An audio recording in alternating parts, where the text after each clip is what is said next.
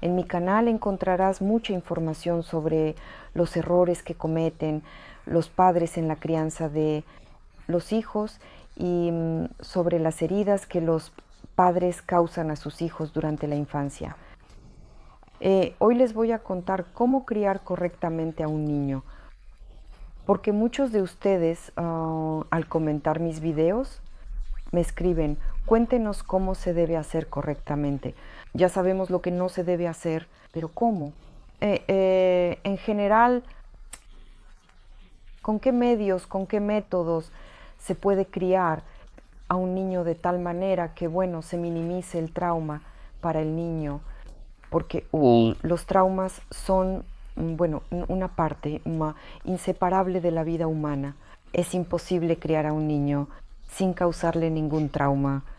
Pero lo importante no es si le causaste el trauma o no, sino cómo sales de esa situación conflictiva con el niño, cómo resuelves ese problema del trauma.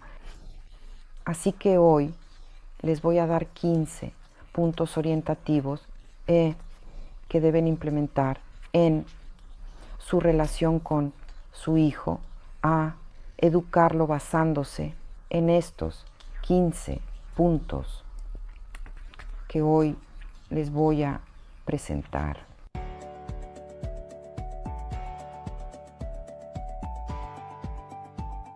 Les habla la psicóloga Yulia Latonenko y ya llevo 18 años trabajando como psicóloga con familias, cuestiones individuales, así como con temas de psicosomática. Así que vayamos directamente al grano, sin rodeos, y empecemos con el primer punto. ¿Qué hay que hacer para que un niño crezca feliz, sano, psicológica y físicamente? Primer punto. Muchos padres, desde el mismo momento en que nace el niño, ya sueñan con cómo lo van a desarrollar, enseñarle a leer, a contar, cómo le van a enseñar inglés desde los 3 años. Y todo esto tiene que ver con el intelecto mental. Y todo esto no está mal, pero los padres no prestan ninguna atención al desarrollo de la inteligencia emocional. Así que la inteligencia emocional trata de los sentimientos, trata de las emociones. Cada niño ya a los 7 años debe conocer las 7 emociones básicas, saber cuáles son, y debe ser capaz de hablar sobre sus propias emociones, utilizando estas 7 emociones básicas, así como también ser capaz de prever qué emoción provocará tal o cual acción en otra persona.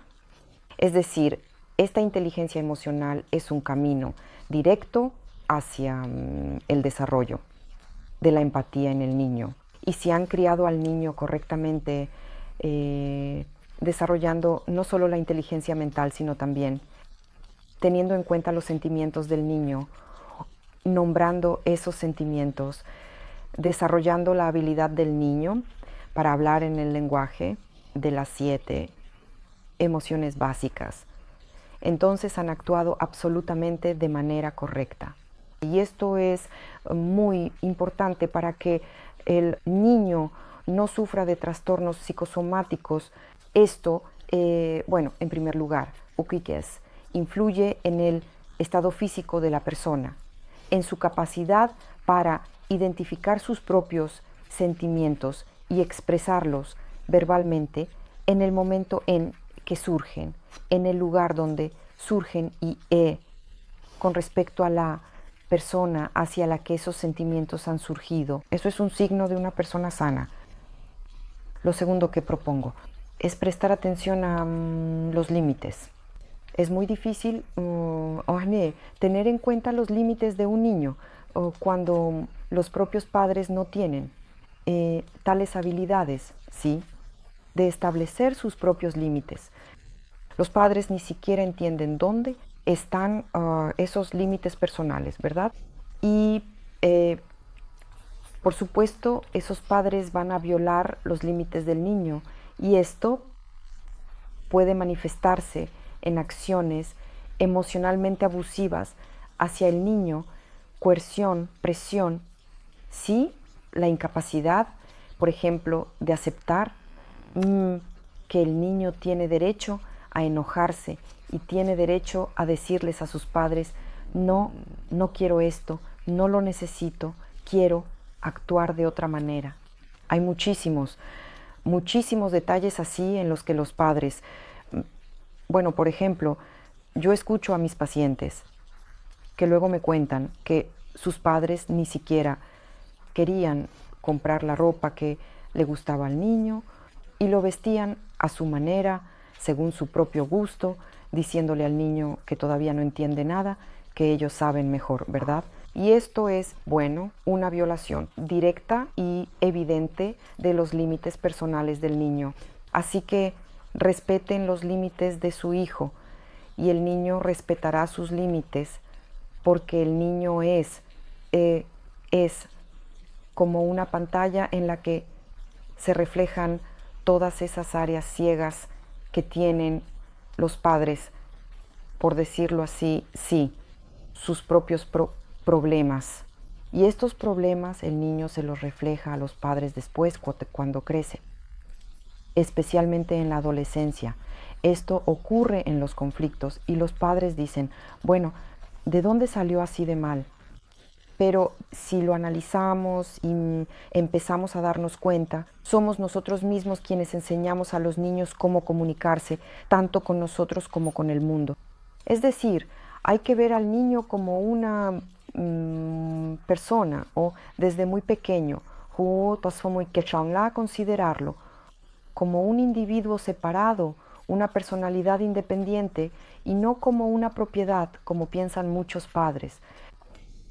En tercer lugar, lo que se debe hacer para una crianza adecuada es fomentar la independencia en el niño, es decir, no ser esos padres helicóptero o como gallinas que cacarean sobre el niño y lo deciden todo por él.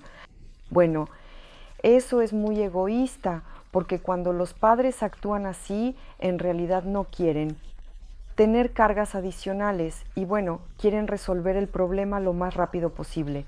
El niño puede, por ejemplo, dudar o tardar mucho en decidir qué hacer, así que es más fácil y rápido hacerlo uno mismo, ¿verdad? Pero todo esto afecta muy negativamente la autonomía y la responsabilidad del niño. Entonces me preguntarán, ¿y cómo se fomenta esa autonomía? Pues dejen de estar encima del niño todo el tiempo. Y ya desde los 3 años, cuando el niño dice yo solo, yo sola, sí, ese es el primer periodo de separación. El segundo comienza en la adolescencia. Bueno, ya, a los 3 años el niño intenta separarse de los padres, así que hay que aprobar esa separación. Y la primera independencia que hago y también darle al niño la oportunidad de elegir. Por ejemplo, ustedes dicen, mira, puedes actuar de esta manera o de esta otra. Y si actúas de esta manera, pueden haber tales y tales consecuencias. Si actúas de esta otra manera, habrá otras consecuencias. Si eliges un tercer camino, entonces pueden ser estas otras consecuencias. Y le preguntas al niño, ¿cómo quieres tú? ¿Qué deseas? O por ejemplo, si se trata de cosas que no afectan la vida o la salud del niño, sí, puedes ceder un poco en tus propias necesidades egoístas. Y decirle al niño, elige tú misma, por ejemplo, qué falda quieres ponerte hoy o qué falda quieres comprar. O si no tienes dinero y el niño quiere comprar algo muy caro, dile, bueno, hay ciertos límites, ciertos márgenes. Elige dentro de estos márgenes y usarás esa falda si la has elegido, ¿verdad? Así que trata de mandar y decidir menos por el niño y evita hacer un alboroto a su alrededor, procurando darle la oportunidad de elegir por sí mismo y explicándole las consecuencias alternativas de sus decisiones. Cuarto, debes enseñar al niño a asumir la responsabilidad por las consecuencias de sus acciones. Muchos padres me dicen, ay, yo le limpio la casa, la habitación al niño cuando él no está. ¿Y por qué lo hace usted? Bueno, es que está sucio, pero esa es la habitación del niño, el escritorio del niño. ¿Por qué se mete usted ahí en absoluto? Que llegue a cierto estado, luego que ella misma lo limpie, y en las áreas comunes de su apartamento o casa, usted le muestra al niño cómo vive, cómo limpia, cómo mantiene todo limpio, ¿sí? Ese modelo de vida ordenada se lo muestra al niño en su propio espacio, así como en las áreas comunes. Pero no hay que meterse en su habitación. O a veces las madres dicen, mira, tiene los zapatos, las botas tan sucias, ¿cómo va a ir así con a la escuela? Da vergüenza, ¿verdad? Bueno, yo digo, ¿pero es a usted a quien le da vergüenza? El niño debe enfrentarse solo a su propia vergüenza y empezar a limpiar sus botas. Porque si todo el tiempo le están poniendo una red de seguridad al niño, si siempre lo protegen, entonces no pasará nada. El niño no crecerá. El niño no tendrá esa experiencia de asumir la responsabilidad por lo que ha hecho o por lo que no ha hecho. Así que esta responsabilidad es una característica muy importante del carácter, o una habilidad, sí, asumir la responsabilidad de una persona adulta, psicológicamente madura. Por eso aquí hay que ser un poco más valientes, pero enseñar al niño a asumir la responsabilidad no significa que deban culparlo, porque culpar es una acción traumática hacia el niño. Pero la responsabilidad es algo un poco diferente. Cuando, por ejemplo, el niño tiene algún conflicto y usted le dice, mira, vamos a analizarlo. Tantos participantes hay en el conflicto, tantas partes de responsabilidad existen. Por ejemplo, te peleaste con tu amigo, ¿verdad? El 50% de la responsabilidad es tuya, el 50% es de tu amigo. Y vamos a analizar cómo fue que llegaron a este conflicto, cómo llegaste tú hasta aquí, ¿sí? Y cómo llegó él. No sucede que solo una persona sea mala o culpable y la otra no. Cada uno aprende sus propias lecciones. En los conflictos, cada uno aporta algo a ese conflicto. Aunque tal vez no sea tan evidente, la responsabilidad igualmente se reparte por igual entre los participantes del conflicto. Y si así le enseñas al niño a asumir la responsabilidad, no toda, sino solo su parte, a ver la responsabilidad ajena y la propia. Porque si le dices, tú eres completamente responsable, sí, el niño simplemente crecerá siendo un neurótico y siempre estará encerrado en el búnker de su culpa, pensando que solo él tiene la culpa de todo. No, mira, tú hiciste esto, así fue como participaste en este conflicto. Y esa persona participó de esta manera. Eso es, por eso esta capacidad ya de asumir la responsabilidad debe desarrollarse poco a poco, no de inmediato, ¿sí? Porque el niño es pequeño y aún no puede asumir la responsabilidad de todo. Introducirlo poco a poco en el léxico, ¿sí? En el léxico de las conversaciones, ¿sí? Con el niño, sí, introducir ese concepto. El quinto punto es trabajar tus traumas infantiles, comprenderlos, ser consciente de ellos, procesarlos, tal vez con la ayuda de un psicólogo. Porque si tienes ganas de cambiar al niño, eso significa que tienes un trauma infantil. Y si quieres convertir al niño en una mejor persona, empieza por ti mismo. Porque, como dije antes, el niño es solo un reflejo de todos tus problemas inconscientes. Por eso, yo sugeriría que toda persona que planea convertirse en padre, primero trabaje sus propios traumas infantiles, los comprenda, para luego no proyectar sus propios problemas subconscientes en su hijo. Porque esto ya ha sido demostrado. Una persona cuya voluntad fue quebrada en la infancia no puede evitar quebrar la voluntad de alguien más débil, es decir, de un niño, en el futuro. Sexto punto. Muchos padres simplemente entran en una especie de lucha con su hijo, pero si le arrebatan algo a su hijo, ese es el error más grande. Es un problema, es un trauma para el niño.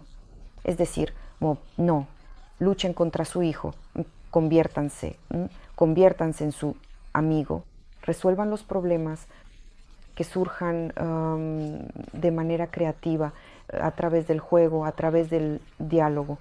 No presionen al niño, simplemente pregúntenle qué siente, interésense por sus necesidades, por sus sentimientos.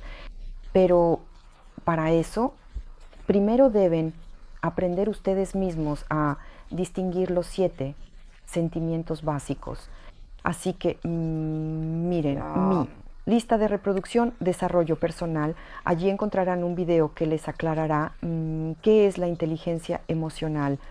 Toda esta lucha con el niño surge porque en nuestra relación con él faltan sentimientos conscientes, emociones conscientes, sí, necesidades conscientes. Y muy a menudo los padres, por necesidades muy egoístas propias, presionan al niño,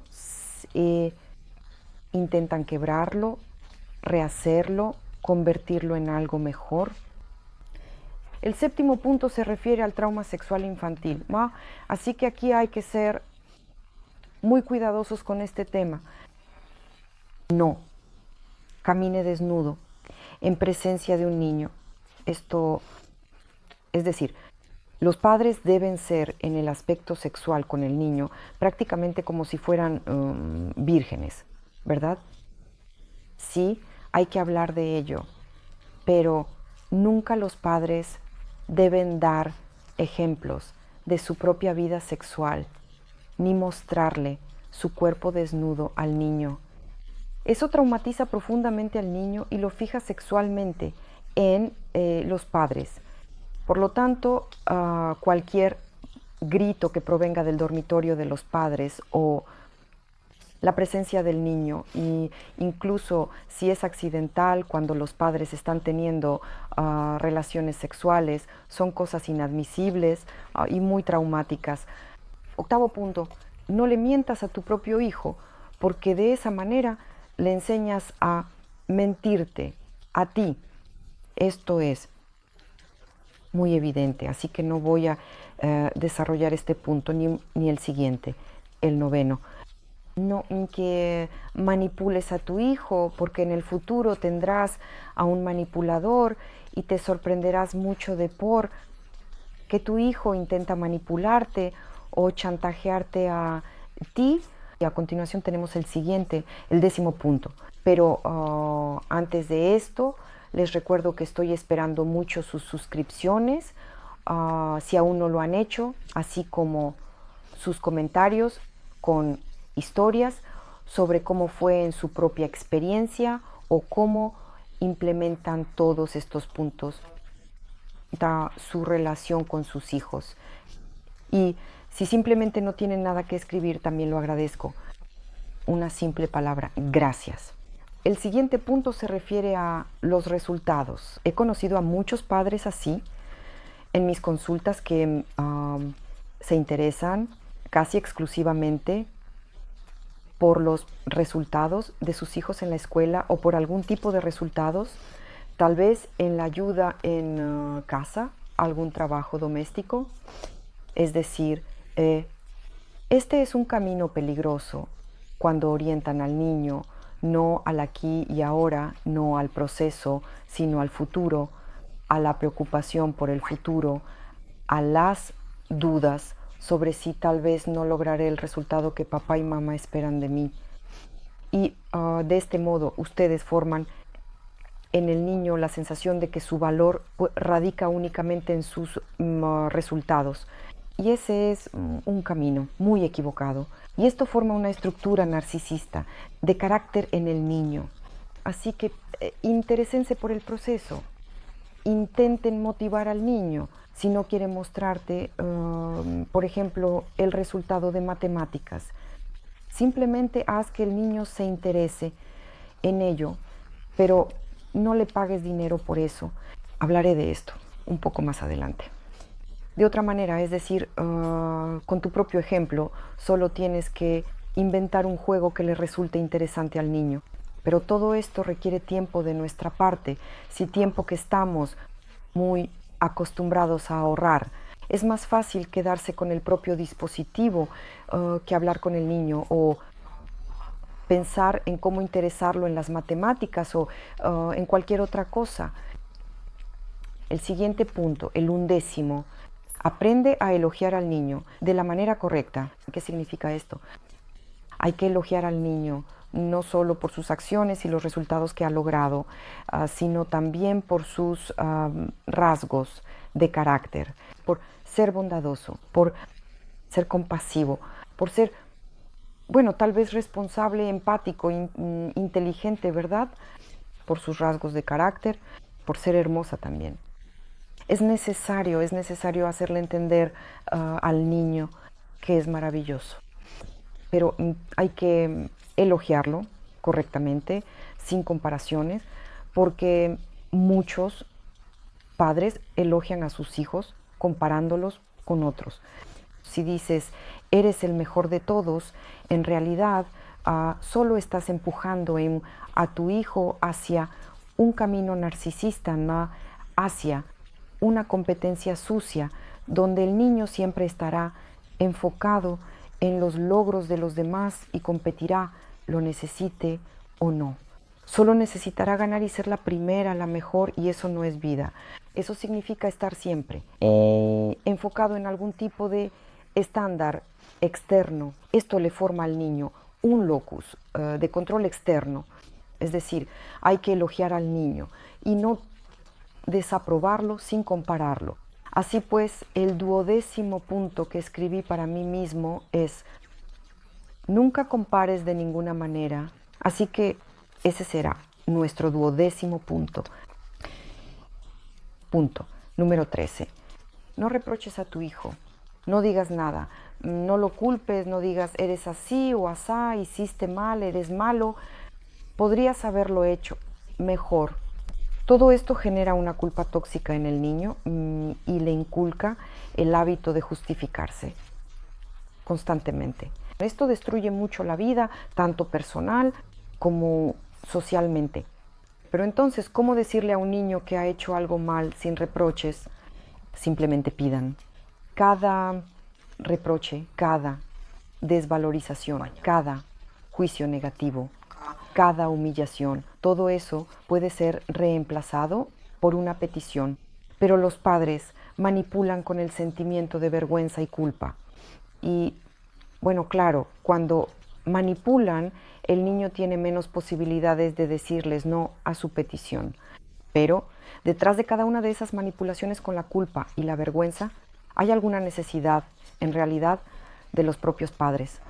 Y simplemente hay que aprender a ser consciente de lo que quiero de mi hijo en el momento en que, por ejemplo, lo regaño, le reprocho o lo avergüenzo. Y simplemente expresar esa petición en un mensaje yo. Se puede decir así, que yo me siento de tal o cual manera, que me siento mal de esta forma. Quizás me enojo cuando los niños hacen esto. No decir tú lo haces, no tú, porque eso ya sería una acusación. Y esto trata sobre el mensaje yo y el mensaje tú. Eso es. Y hay que describir la situación sin usar esa palabra tú, sí. Decir yo siempre me enojo cuando la gente hace esto y aquello. por eso te lo pido. Aquí ya se puede decir, te pido, y por favor que no lo hagas. O, por favor, haz esto por mí. Pero deben estar preparados para que el niño tenga derecho a decirles no. Por ejemplo, ahora tal vez lo haga un poco más tarde. Hay que formar en el niño el derecho a decir no, porque los padres suelen olvidarse de esto y así crecen. Y luego se convierten en personas sacrificadas, complacientes, a las que los narcisistas y psicópatas pueden manipular fácilmente. No obliguen al niño a estudiar, a hacer los deberes, a aprender en la escuela. Es mejor interesarlo porque la imposición en el aprendizaje lleva a que el niño luego pues, sienta rechazo total hacia el estudio. Pero claro, es más fácil decir, siéntate, haz los deberes. Te lo dije, ¿verdad? Así es como actúan los padres, porque es más rápido, más sencillo. Pero lograr que el niño se interese por la materia aún es difícil y los profesores en la escuela quizás no están muy motivados para hacerlo. No hay muchos profesores que realmente logren entusiasmar mucho a los niños con su asignatura, pero bueno, si no hay un profesor así, los padres en realidad pueden hacerlo ellos mismos, en lugar de obligar y presionar al niño, porque de eso no saldrá nada bueno. Y el último punto, el número 15, nunca le den dinero a un niño por hacer las tareas del hogar o por estudiar, porque eso le genera un patrón muy negativo. Después no querrá estudiar en la universidad porque si no hay dinero, no hay motivación. Además, le están dando un ejemplo muy tonto de que, por ejemplo, la mamá hace las tareas del hogar gratis, pero al niño, por alguna razón, le dan dinero por eso. No obliguen, simplemente interesen, pidan, expresen su solicitud de ayuda. Pero el niño tiene derecho a negarse si no quiere hacer algo en casa, porque la tarea principal del niño sigue siendo el estudio. El principal trabajo del niño es estudiar. Les diré sinceramente que mi madre nunca me obligó a cocinar, lavar los platos o limpiar. Y crecí y ahora me encanta hacer todo eso y siempre tengo la casa limpia y disfruto mucho el proceso de cocinar. Y estoy muy agradecida con mi madre por no haberme obligado a hacerlo. Así que no utilicen aquí el trabajo infantil y no piensen que el niño debe hacer todo eso. Un niño es un niño. Ustedes le muestran con su propio ejemplo que la casa debe estar limpia y la comida debe ser deliciosa, ¿verdad? Entonces el niño imita, puede tomar la iniciativa y preparar algo por su propia voluntad. Veo a muchos niños así a quienes no se les obliga, sino que simplemente se interesan por sí mismos. Hacen algo, por ejemplo, a los 10 u 11 años preparan empanaditas. Por eso no hay que hacer todo esto a la fuerza. Ese es el principio fundamental. Eso es todo. Si te ha gustado este video, dale un like. Eso es muy valioso para mí. Escribe un comentario. ¿Qué piensas sobre este tema? ¿Cómo fue esto en tu infancia? ¿Te obligaron a hacer algo? ¿Cómo influyó eso después en tu actitud hacia esa actividad? ¿Cómo te educaron tus padres? ¿Qué errores cometieron ellos? ¿Y qué errores cometes tú mismo? ¿Y estás dispuesto a cambiar para mejor tu actitud hacia tu propio hijo? Así que suscríbete a mi canal y déjame un comentario. Si no tienes nada que decir, simplemente escribe gracias y